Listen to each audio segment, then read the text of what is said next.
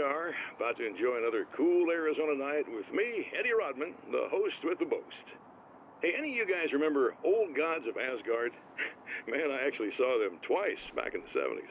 I was just a kid then, but my dad worked at this club, and he'd sneak me in to see bands all the time. You know how it is.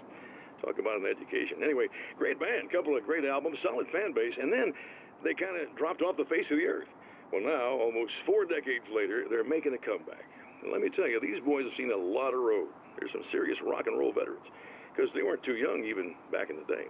Well, now I've got Odin and Tor Anderson, two of the original Old Gods, in the studio with me, along with their manager, Barry Wheeler. Nice to have you guys here. Oh, hey, great to be here, Eddie.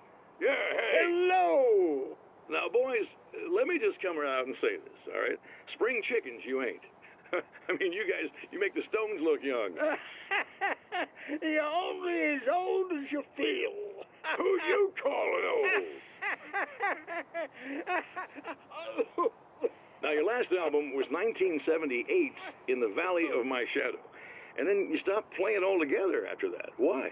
And what made you do a comeback after all this time? Well, it was a sad thing. See, the original bass player for Old Gods, Fat Bob Balder, passed away in... Leukemia!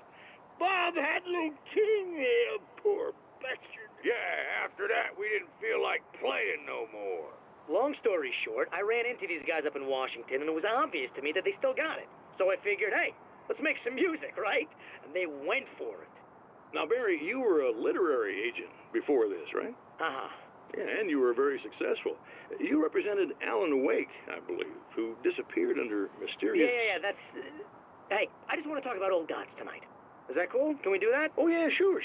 Listen, why don't we take a little break, and then later on in the program, we'll hear the new Old Gods single. Stay tuned, folks. Well, at least Barry landed on his feet.